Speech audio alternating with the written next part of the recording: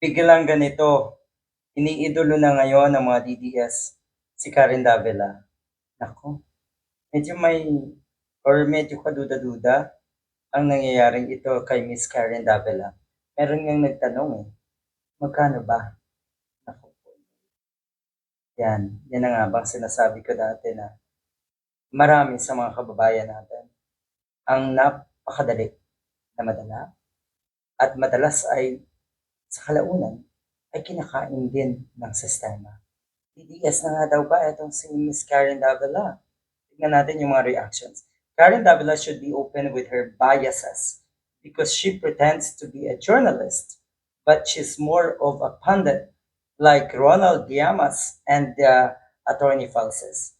Karen was never ever tough on DDS Toby Bianco. Kakaiba daw kasi yung pag-interview kay Toby Bianco at doon naman sa pag-interview niya kay Congressman Jervil Luistro. Napanood ko yun. At ang lala, hindi talaga binibigyan ng chance na magsalita.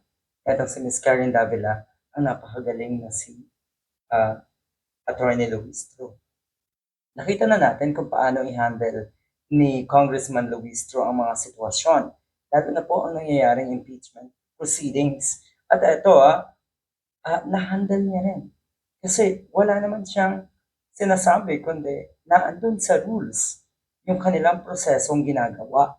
So walang problema doon. At kung ano man yung gustong ilapas natong si Ms. Karen Davila mula kay Congressman Jervil Luistro, wala silang maasahan. Kasi lahat ng ginagawa ng isang netong si Chairwoman Luistro, lahat yan ay nasa rules ng impeachment proceeding. Yun ata ang medyo nalabuan tayo kay Ms. Karen Davila. Pero tingnan natin kung ano ang kahihinatnan na ito. Uulitin ko lang yung tanong ng isang netizen. Nadala na rin ba si Ms. Karen Davila? Magkano? Ang sinasabi naman ni Congressman Luistro, I think that statement, Karen, is misplaced.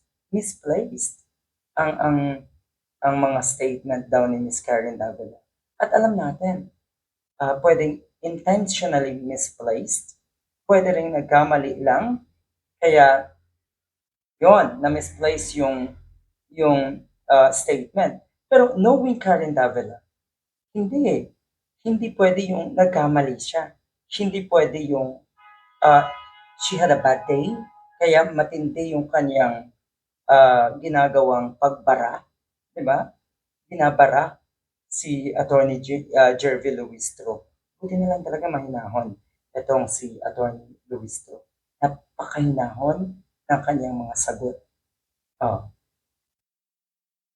Nagmula rin ito doon sa statement nga na itong si Karen Davila na flood control or tungkol sa flood control scam na mukhang nakalimutan na daw.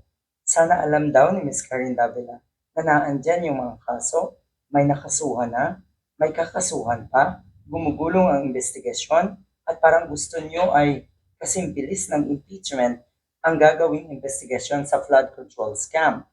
Hindi ba ito ay signal na nga na mukhang DDS na ito si Ms. Karen Davila?